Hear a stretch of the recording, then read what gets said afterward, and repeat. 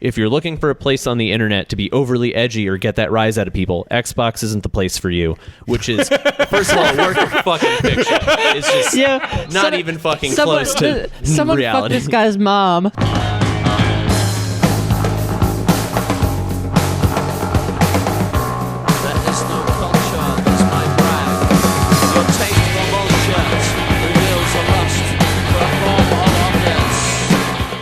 Credit where it's due.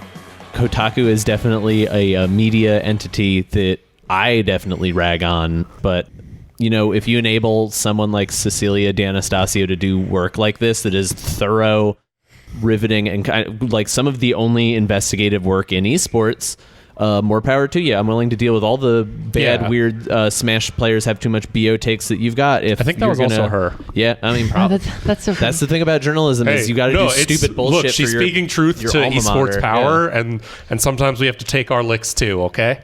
Yeah, and if it means that we get things like this, hats the fuck off. Great work. So can I do a quick summary of the article? Yeah. So this is Cecilia D'Anastasio, Shady Numbers and Bad Business Inside the Esports Bubble. And it goes over some things that I think we here and also people likely listening to this intuitively felt, but, you know, also felt like we might be gaslighting ourselves into, you know, like, I don't know. Sometimes we want it to be good, but we also feel like what's happening is a little falsified. Right. And it's just like we look and we say, I don't see a clear way that any of this makes money or any of this makes sense, but maybe someone else knows. You know, it's entirely possible. And a lot of people will do a lot of work to tell you that someone else does know. And largely what this article posits is that that isn't true. So it's very affirming to me to know that actually like my doubts have not been misplaced. And so, yeah, a lot of things that I think we knew but are very happy to see confirmed, such as that a lot like Twitch inflates its views. Well, I didn't. That's the interesting thing. Newzoo isn't credible metrics. I didn't know that. I didn't know any of that stuff. Like my thing was always like, esports is overvalued for its current viewership on the idea that it's a growth platform.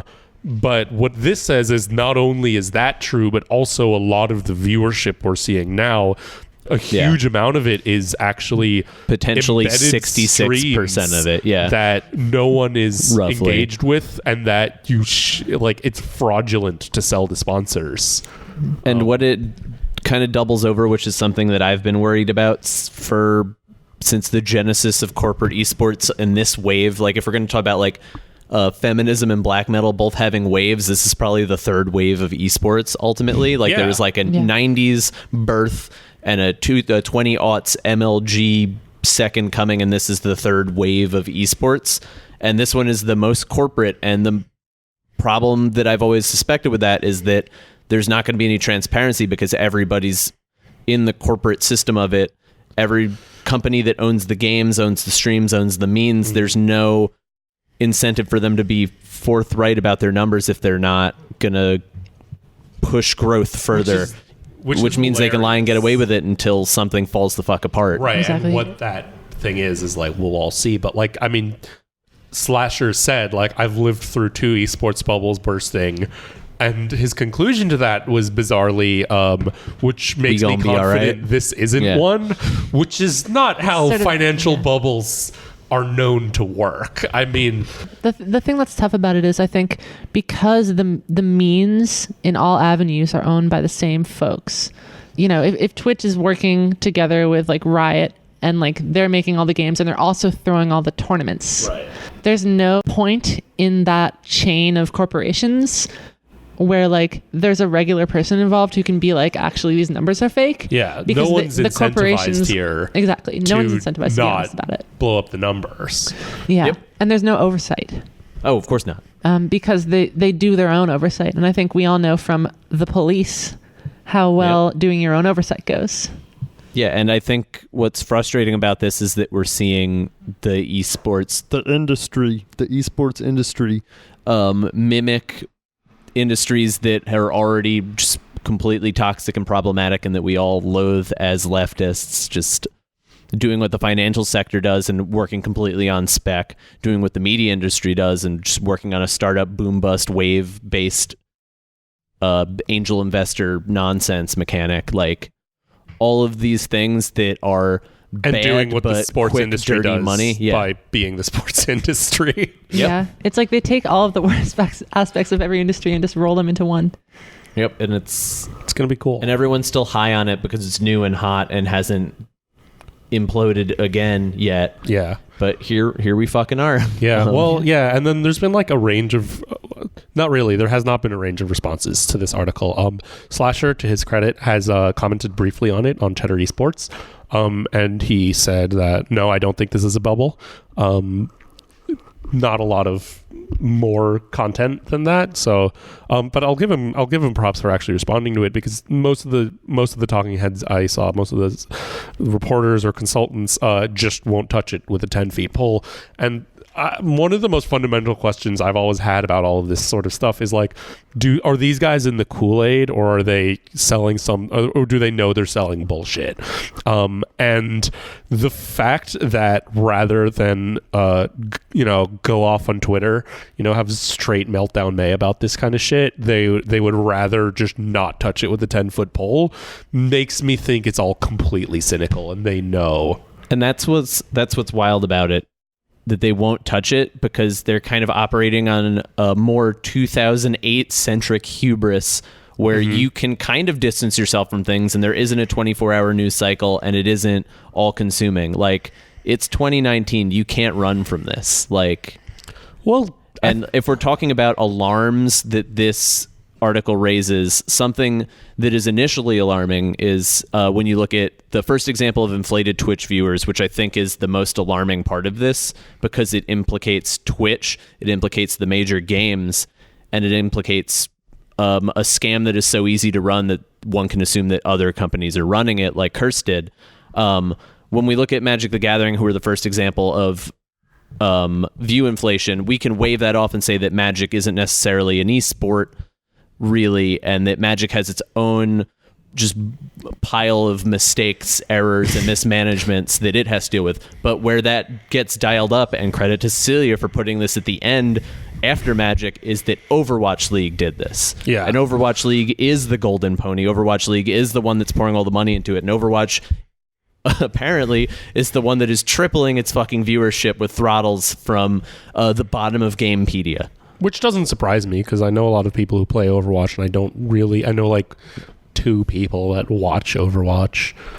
Yep. Yeah. I don't know. It just never really. I mean, it's hard because I live in such a bubble of weird melee Luddites. So I don't know if anything I like know is indicative of anything. Yeah, I don't want to yuck anybody's yum, but I don't see the hype that Overwatch League bills itself as matching the reality that anyone is experiencing with it, and that's alarming from a standpoint of making esports a viable, sustainable thing, because then you're effectively conning your investors, scaring them all away. Do you think it's like do you think the blame is decentralized enough that, like, because it's possible that sponsors, like, the industry becomes toxic and they don't want to deal with it, but like you were saying, like, it's worrying because Twitch is involved, which implies that like Twitch is going to get taken down for fraud. But like, no, Twitch is logging viewers from embedded streams, which isn't inherently wrong. It's just misleading to present those as actual viewership to a sponsor, but that's not what Twitch is doing. Yeah. Maybe, I don't know. They're probably also doing that. I'm not positing that Twitch is complicit in a crime, but I am positing that Twitch is complicit in a manipulation that could blow up in theirs and everybody else's face. Right. Yeah, I think it's one of those things that, like, because it's technically like people tuning into a thing, they can sort of throw up their hands and be like, right, well, we didn't know. Yeah. Like, I think that there's a very large amount of plausible deniability that's enabled by this type of thing, because Twitch doesn't run the websites that put embedded Twitch streams on it. Like, speedrun.com has an embedded Twitch stream for like various speedrun streams on the homepage, and Twitch has no part in that. So it's very, very easy if you're Twitch, even if you're reporting inflated numbers, to say, well, these numbers may be inflated, but we're not the ones who inflated them. And also then for Curse to say, we aren't the ones who control what counts as a viewer, because Twitch does actually have quite tight controls over what gets counted as a viewer. Exactly. Because I remember there's a point where if you had a tab that you weren't in, but that the music wasn't playing, that you would, but if the stream was on, it would get counted as a viewer. And there was a point at which that stopped happening, and you had to have the site muted or the tab muted, but the sound on if you wanted to leave a stream in the background to get a view. Yeah. So it's basically like, Twitch has the ability. Gerrymandering what counts as a viewer and what doesn't is technically a clean activity that they can use to inflate viewership or not, but it doesn't implicate them in anything tangible or like gotcha-able. That's clearly the result of just some board meeting where they decided, okay, we need to figure out what our numbers are to like sell ads and stuff. But these people aren't engaging, and therefore they're not seeing the ads. It's the opposite, because in those cases they have to pay individual people for ad views, whereas when it comes to something like the Overwatch League, I don't think they are paying the Overwatch League for their viewership. At that point, they are paying Overwatch League for the rights to broadcast it, and both of them mutually are invested in having as high viewership as possible. Exactly. So there's sort of two cases here where when someone is tabbed out of your stream and you are a Twitch partner, like you're a speedrunner or you're like you're a gamer. You're a gamer. You're an elite gamer on Twitch who has subscribers, right? They want to deflate those numbers to minimize how much they pay to your local streamer that you're subbed to. But they want to inflate the views from things where the revenue is going to them, or things where they're not having to pay out to and to it the is streamer. Interesting that they can even more directly gerrymander viewership through literally just the front page, and the fact that there is an algorithm on the directory where it doesn't actually show you what the most viewed thing is. So it does have its own ability to I'm not saying that this isn't as sinister as this is straight up fraud, but it does have the ability to influence what gets viewership and what doesn't. So the million thing that this piece does really well is bring up Nielsen, which is the rating system that TV was built on, which is also its own set of complete bullshit that doesn't make any sense, is completely outmoded and fell apart sometime in the 70s, but we're still pretending it matters. Right? So what Nielsen did to determine viewership at one point was give a special remote that tracked your TV usage to some extent to stereotypical households, and like only a few thousand in the entire US. So like, it's like, let's say it's 1975, there are 30 million TV owners. There's a TV in every home in America, and every nuclear family has one. So you count a TV that watches. It's a sample size. Yeah, that watches is the idea. It's a sample size, but it's also something that isn't meaningfully indicative of how long you're watching something, who's in the room watching it, because it's only counting the one remote. You don't actually know if all 4 kids are in there watching it. The husband's asleep. The wife's watching it because she wants to at the time. They're and fucking, obviously they're not watching. Yeah, they're in the kitchen and now cooking it's a roast. 2019 and everything's completely decentralized. Everyone listens to completely different music, looks at different memes, and watches different shows. And we're still talking about Nielsen partnering with whoever the fuck to determine how esports viewership should be tabbed out. And they already have their dramatic foil in Twitch who can pick and choose and, like you said, gerrymander what constitutes a viewer, when and where to suit them. And at least Nielsen was an impartial third party getting advertisers the information they need to sponsor things effectively. There's no Nielsen middleman here. Like, Twitch is trying to be Nielsen itself, and so is Newzoo, who apparently aren't doing a very good job of it either, because it behooves them to gin up an industry that's booming and say it's booming exponentially harder than we thought it was. Yeah, and any amount of ratings tracking that's done by Twitch is going to be done to Twitch's benefit in any way that it can. Mm-hmm. If it can be twisted to better suit Twitch is going to do that because they run it. Like, again, it's like there's no oversight. Yeah.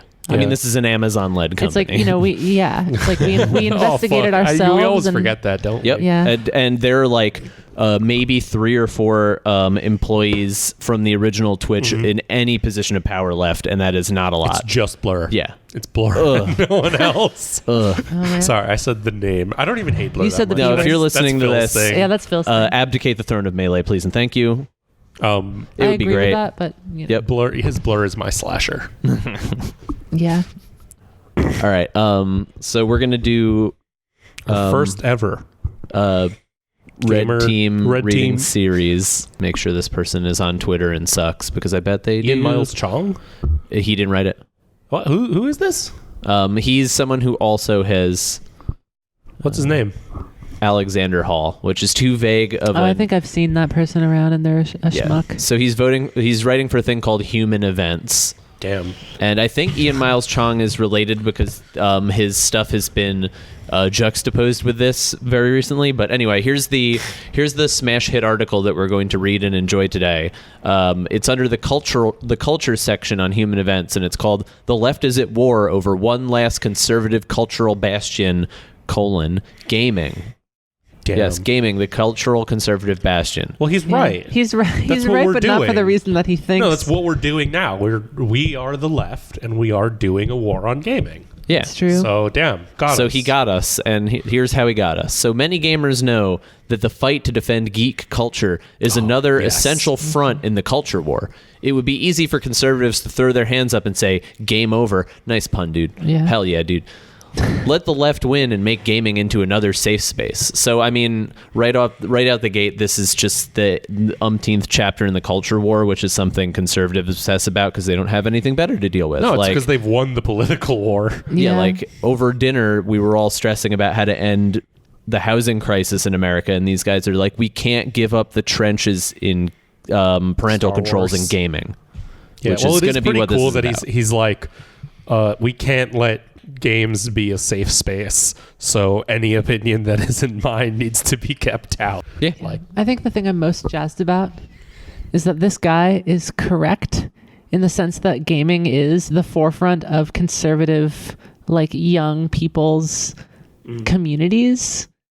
It's just not inherent to gaming. It's because of gamers. right. Is this a good time it's a to bring up? demographic. Since we all know about this, we might as well bring it up now before we start here. The legend of a local NYC Melee player who quit the scene, and among his reasons listed for quitting the scene. Oh my god. All right, so once upon a time there was a HuffPost hyperlib Hillary sycophant. He's Participant. he's very friendly Yeah, he's a very nice and boy, someone but that his I ultimately like. online persona, he was a very sweet boy, but his online persona was a lunatic Hillary supporter. Yes. Like a lunatic, over the top lib. Like, I remember distinctly a tweet saying, "This is about Hillary's honor." And the tweet was from 2017. So that's where that person's head's at. So anyway, they dramatically posted that they were selling all of their worldly Melee possessions in our Melee group, and Beverly Thick One GameCube Weenus controller never notched. reached out and was like, "Why are you selling all your stuff?" And you knew as soon as you asked that he was like, "I'm glad you asked. Here's 7 paragraphs." He said, "I'm glad He you did, asked." yeah. He had did. that shit in the chamber, waiting for someone to go, "Oh, why are you It leaving?" was already so he typed could, up. It was already in his copy paste. Just write stuff in Medium and then copy pastes it out. So he released a litany of grievances and personal issues with his participation in Melee, and the capstone, the final one, was that lastly, fascism isn't going to fight itself. And every moment I spend in this basement playing games with gamers distracts me from that, whatever the hell, right? Which is just hilarious on so many levels, and B, just absolutely blind on a level that we all immediately snuffed out. We're like, if you, like you said, like, gaming is a frontier on the battle against fascism because it is a place where young men mostly are radicalized because it's such a weird place where they can get angry about stuff and find like-minded people who can poison them. Yeah. And this is if you give a shit about fighting fascism and the circles you run in and contain gamers, that's where you fight it. Yeah, That's it where you fight it. absolutely You don't is. need to be on the street trying to Antifa punch pundits. Like, your energy is best used right fucking there. The 4chan is given probably too much credit to the election of Trump, but it is a thing that in our mission to obfuscate any blame gaming has in anything, it is often overlooked that the modern neo-reactionary movement of the United States did coalesce first in Gamergate, about 3 to 4 years before it did in current politics. Which isn't to say that conservatism isn't inevitably linked to that. Like, I'm not letting anyone, get off here, but we can't pretend that like gaming isn't a space where this stuff festers. And it festers in young people, which is the most alarming thing, because conservatism seems like a grandpa game because no one cool would ever like it. But all these kids are uncool, so they're just fucking right there waiting to be uncool. Well, and I think it's or like already being uncool and then just finding right, which and then I mean, finding that's- somebody to blame for yeah it. that's the thing. I mean, I don't know about you guys, but like I've been on 4chan before and I was on there in like 2008, and I think the thing is that like people who sort of figured out that it was whack left. The people who were in deep enough and who were angry enough stayed behind, and those are sort of the people who formed this new reactionary movement. And it makes sense that the people who are being drawn into it aren't really a different type of person than they used to be or anything like that. It's just like now Just when nobody does anything when you're a about them. nerd and you go into nerd spaces, the people who have been there since forever ago, who are still there, who are like the most angry, the most evil people, are the ones who you meet when you go. And it's very much a community issue where it's like how the way that people socialize with one another changes over time as people enter and leave the social group. And it's not something like, it's something that's always been there in the sense that like the way humans socialize with one another has always been there, but it's just like it self-selects for badness. Yeah, it's like an MMO. The person who puts the most hours into it tends to have a significant advantage, and the people who invest the most social capital into a forum like 4chan are usually the most captivating, have the most wild shit to say, and it kind of builds all that up. Yeah, no, and it's the same way, like, the culture of any given thing is kind of set by, like, the people who have been there the longest. I also think it's, like, and part of the reason it's like, because gamers are young, and the reason it's so specifically neo-reactionary instead of just, like, run-of-the-mill conservative in, like, the past sense is largely because of, like, the failure of, and this is, like, obviously going to be a lot broader, but, like, the failure of lowercase l liberalism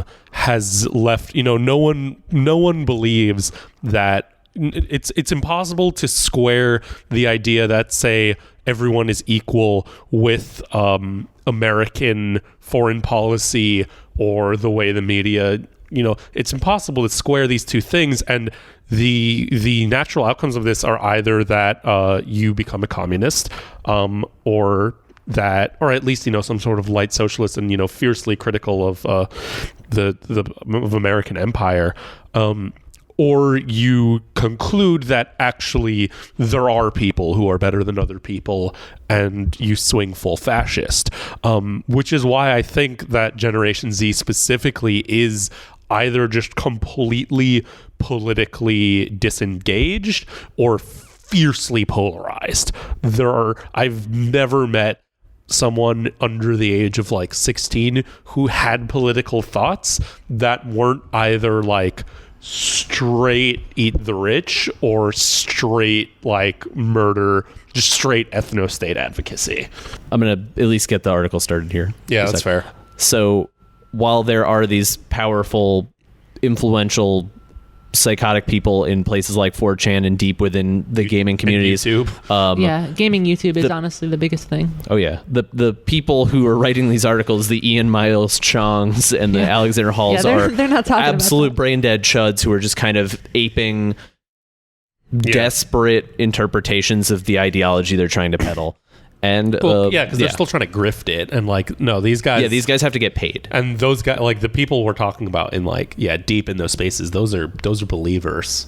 Gamers are facing a new threat worse than any monster they've ever encountered. Legacy media companies are trying to ruin online gaming, claiming it can be a recruitment tool for right-wing terrorists. Which that is what Call of Duty is. True, but also that, or not right-wing terrorists. But like it's not really a journalism. It's definitely an op-ed interpretation of reality because it's just making a lot of shit up. Well, I mean, you do sort of get people saying that like gaming, like, and I do think there's been studies, and actually I think that people who like shoot up mosques or whatever are actually less likely to be gamers than your average thing, and I think that's actually just because they're even more socially isolated. Like, at least gamers have like, their own vapid like something excuse for a community. They're not totally willing to throw their lives away in the way a mass shooter is. Because they have their clan. Because they do actually have like a thing they engage with, and and it's not a very healthy way of engaging with it a lot of the time, but like but at the same time, like you do have, there is kind of a thing where it's like, yes, but also like, I don't necessarily blame the games themselves. Like Call of Duty is definitely like an agent of American empire, and like will definitely advocate for that, but it's not going to advocate for any sort of insurrectionism, right-wing insurrectionism.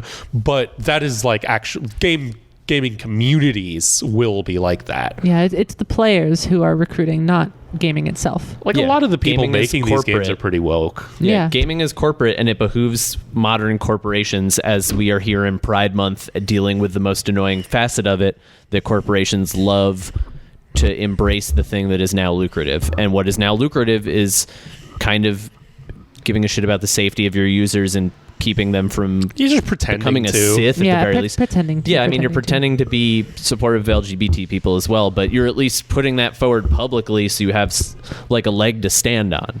Microsoft Xbox chief Phil Spencer just released new measures to make video gaming quote-unquote promote and protect the safety of all from the quote-unquote toxic stew of hate speech, bigotry, and misogyny. The announcement, ostensibly written by Spencer, reads more like social justice stream of consciousness than corporate PR. The term safe and safety appeared no less than 17 times in the brief post. That is PR. That's what PR is. What is he talking about? The man's a fool, and will presumably continue to unveil his own, just like... Hall or the Microsoft guy?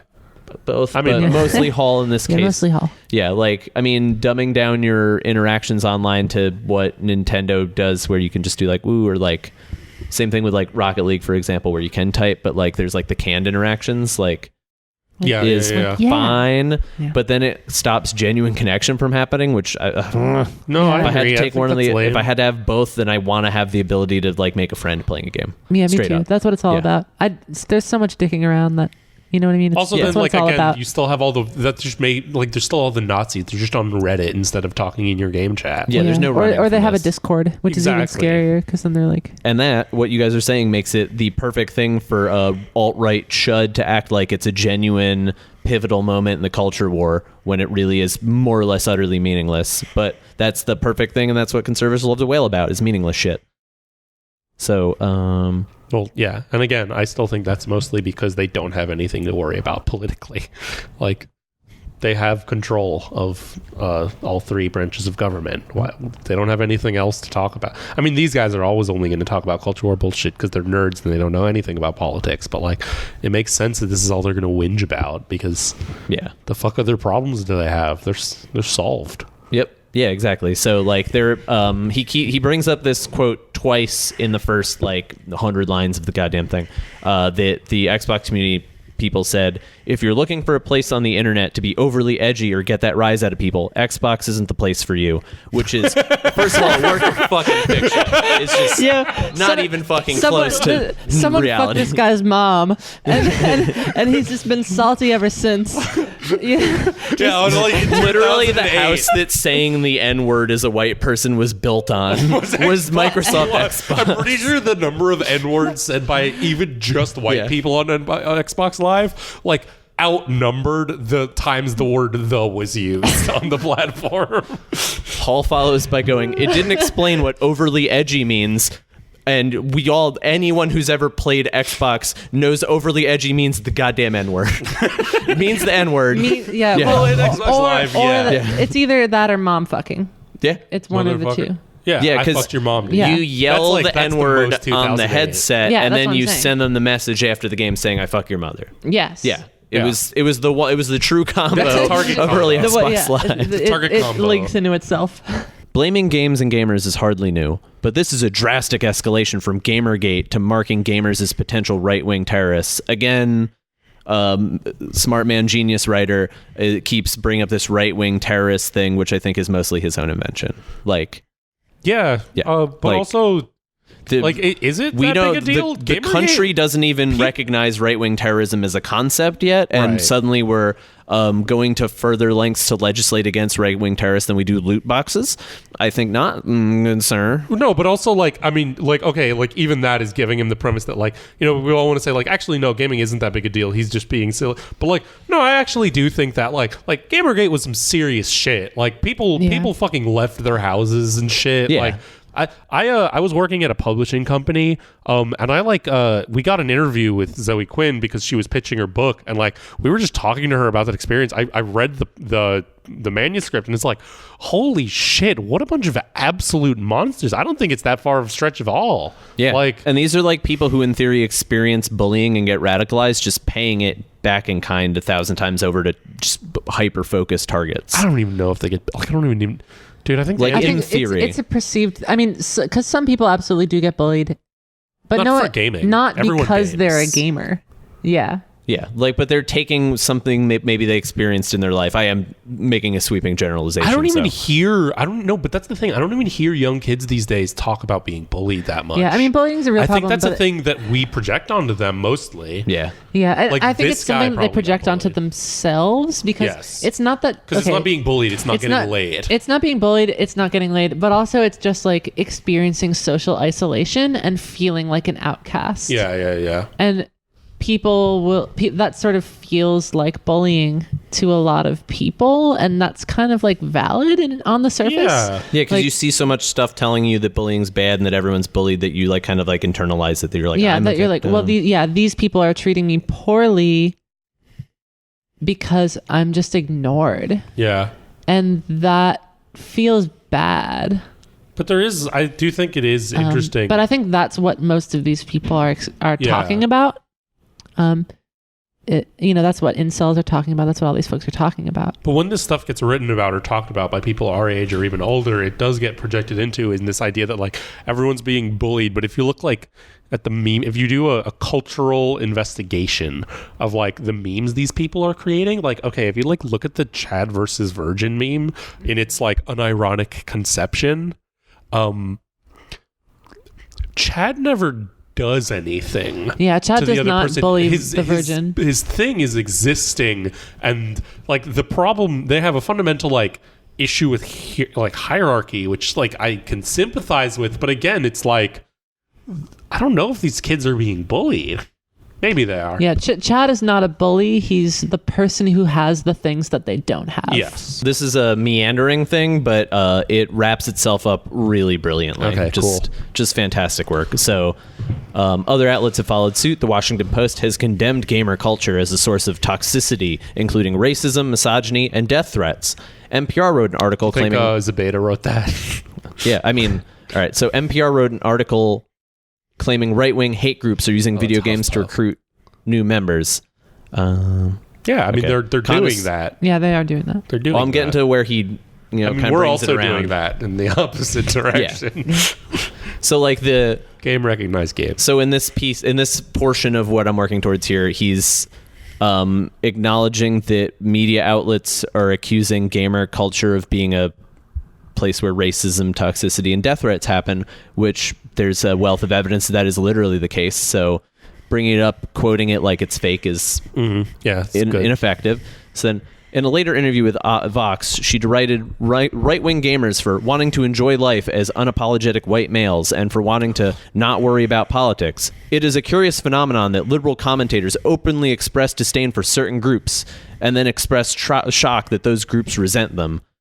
And it's not disdain for a group, it's acknowledgement that the group is doing death threats. Yeah. Right? Like, he's like, oh, so we can't just be white men who do racism and death threats? Look, it's just around it's children so in games. mean that in this country, you can't just be a straight white male who resents all of the women in his life and so creates a reactionary movement that forces a woman out of her house and culminates in the Fourth Reich. It's really upsetting to me that my identity is being as a attached gamer there American. as a gamer American. You know, just because several dozen white dudes post manifestos online about how they can't get laid and then they go murder women, now suddenly we have to like take that seriously?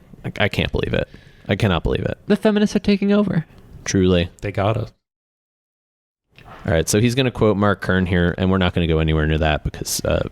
no. Because you like Diablo too much? No, because he's just like a cut and dry, no need to Right. like. No, if that's your counter argument for why actually censorship is bad is because Mark Kern says it's bad. Who boy, you're starting at the bottom. Like, yeah. Mark Kern was he was like a WoW developer / Destiny developer who it like sucks seeing someone who like did something you liked go off the shit end of whatever, but like thankfully he just absolutely fucking tanked like 2 other projects before that. Yeah. So we don't have to feel that bad. It's probably other people making shit happen, you know. So in the millionth color by numbers use of this, the left won't tolerate the spread of conservative ideas in any part of pop culture, except Fox News, the most successful cable channel, most major YouTube channels with millions of subs, Twitch, Reddit, well, they did get 4chan, Twitter. Yeah. So, which weirdly everyone wants to defend now. Like only because he's racist. Like, do these people like have they convinced themselves they like his content? That's the most absurd thing Yeah. to me. It's like, Yeah, Where it's because like- when he started, we all hated him for being for like just Gen a Zers. shithead. Yeah. Oh, yeah, yeah, or it's like for not even, literal but like 8-year-olds. like smaller than that, like Well, Gen. Gen Zers, but like it was because this was like 5 Right, years ago. right, when they Yeah. were like babies. Yeah, it was like the 12-year-olds. Yeah, like comes out PewDiePie, actually a Nazi. Well, he Gamers. said the N-word, which what showed the fuck? them I love he's PewDiePie really now. mature. Yeah. Yeah. Well, I think it's like also part of that thing where it's like, okay, there's that quote. I think it's a quote I think it's supposed to be like Steinbeck. That's like socialism never took root in America because they don't see themselves as a oppressed class, but as temporarily embarrassed millionaires, which A, I'm not sure accurately depicts Americans. B, ignores that there is actually a socialist tradition in the United States that was largely stamped out. And C, I don't know if it was him that ever said the quote, but I do think that is incredibly true of everyone who has ever made a YouTube video about gaming or like gotten Twitch affiliate. Like all of them will like be incredibly mad when an article comes out that says like, this guy makes how much money for getting for playing video games, and then it'll be linked to Ninja, and they'll be like, you know, he also does he negotiates contracts with sponsorships, and he grows his fan base. And it's like, oh, that's too much fucking money. He's making too much money. You're never gonna make that money. Why are you caping for this guy? Yeah, it goes back to the face tattoo thing. Yeah, They all no. got, Same they thing all with got Elon their Musk. face tattoos for their, you know, so they could focus on Twitch streaming, Yeah. as we said last episode. And now they're just in so deep that they're like, listen, I got this face tattoo. Like, I Right. got to double down for the ninja. I got to a later part in this article where he like goes like full Ben Shapiro white supremacy thing. Well, like Judeo-Christian values in video Very games. much so. Very much so. Okay, so even a field as liberal as big tech still is forced Phenomenal tech. grammar. Phenomenal grammar. Even a field as liberal as big tech still is forced by consumer demand to make games featuring the same heroic narratives that have inspired people, particularly young men, since ancient times. So hell there yeah. he's insinuating This isn't- white men because they were the Yeah, this people is who won like the Peterson. Crusades and all the bullshit. Like they were the only ones able to write things because they controlled everything. So like Yeah. this like nod that we have to like nod to traditional heroic models, like again, like women or people of Well, color. also can't do like also the idea that like all of these stories are like all of our like our most ancient stories are about like cool heterosexual warrior males dating back forever, and those. But it's like, dude, Enkidu and Gilgamesh fucked. Like that shit was gay as hell. The Red Dead Redemption series, even in America's current PC culture, glorified grizzled cowboys of the American West. Assassin's Creed features a time-traveling lineage of hitmen from ancient Greece to the golden age of piracy. Players do not win games like Fortnite based upon victimhood status. They win by skill alone. They win by skill alone. Not by the fact that Epic introduced a mechanic in the middle of the game that no one had any fucking... Oh no. Yeah, just like you could just like read the words and see where he had to delete white from the middle of the sentence. It's like, we're glorifying like the American frontiersman who did a one cute and fun genocide and also went to war because they didn't want to, slavery. But the Native Americans Yeah, literally 3. genocided. Well, but- I was also thinking like Mexicans, but that's also a lot of a native population. yeah. Because they were like killing Mexican civilians and shit. We're talking about people going west. We're talking about gamers. But yeah, no, you need these in order to tell a heroic story. You need to couch it in this like completely outmoded shit my dad likes fucking Yeah, like this thing. is a version of the West. It's the only way to inspire youth. This is the version of the Wild West that was sold to us by like cigarette companies in the 50s. Like yeah. Yeah, No there's one- no Real- children real today who cowboys look at smoke LeBron James, who is like whatever. an actual living Thor person, who is too big to do anything but just dominate people in the paint. Like no one looks up to him. No one looks up to like a rapper or like a cartoon character. No, they don't, like these are the traditional models that are working. yeah, for which is children weird because again, all of these people just want to be another ninja. All right, and of course, no low-key alt-right white supremacy stan isn't going to make this exact fucking bridge every goddamn time. The final paragraph. Gaming has at its core always been about overcoming impossible odds, slaying monsters, and defending kingdoms from invasion. Ooh. The latest main bro. quest for all gamers is to take back society itself. There you go. Yeah, rest. both the medieval thing, the dragon thing, the knight thing, the fucking Yo, just the every trope. I need to read these Take back society analyses. itself. fucking is- algorithm. what the like? No, I really Even want. racism is an algorithm now. I want like this is my like okay, my like fantasy or the basis of all my comedy is like if we imagine the right had like as deep an intellectual tradition as the left, there would be like a reading of Pac-Man where the ghosts are Muslim. like that's what I want to see. Like if all games are about this, then like a version of Pong exists where it's your kingdom and the ball is an immigrant. Like That's what I need to That's the find. kind of story that inspires children. yeah. Well, I Children mean, need they're the hero arc or something. Both of the characters in Pong are straight white men. Brick is about Shouts out to one of my favorite old Nintendo developers, SNK, who made a game called Guerrilla War, which I played with my dad a lot growing up. And my dad is like a little right-leaning in his philosophy. he's but from Jersey. yeah, no, I mean he's a contradiction because he's like a Trump voter and all those things, but like he's been in the Ironworker Union his whole life and has actively worked to create, provide, and train immigrants and minorities on jobs. Like everything he's done has been further left than anything I've ever done. Right. Yeah. Well, you But have anyway, a podcast now, so that's pretty He is left. he is aesthetically like a white man, like a boomer white dude Right, with all right. those sensibilities. But him and I used to play this game called Guerrilla War, made by SNK for the NES. Like Guerrilla? Yeah, like Guerrilla. like okay. Guerrilla Okay. War, where you are literally playing as guys who look exactly like Fidel Castro and Che Guevara, and you liberate the island of Cuba from whoever the fuck Hell by yeah. yourselves. That is the game. The game is Yeah. an island shaped like Cuba, where you So you're saying this guy's woke? He's right. Games are about protecting your own, and Cuban nationalism is cool. and if you They- can create America a should soldier get who out. can, if you can create a soldier who is allowed to die an infinite amount of times, he can never lose a war. That's how we true. did it. That's how you beat the game. That's the true. It was very proto Metal Slug, so you just died a bajillion times on your way to liberating Cuba. Yeah, the Antifa super soldiers were the Metal Slug guy all along. All right, subscribe to our Patreon. We don't have one, but we I should did we this should one on we Way should If have You made one Don't. before they raised the rates. Have they raised the rates yet? it was like at the end of question. some month. It was going to be at the end of May. I think we're fucked. Bum. I don't know. Shit. Make 'em Where are right we going to now. afford the gear or the editing systems? Help. It's cool. Let's just make a Patreon competitor, and then when it falls through, run away with all the money. Call That it was our Gatreon. original plan. Call it Gatreon. Game Treon. Anyway, later, nerds. Bye.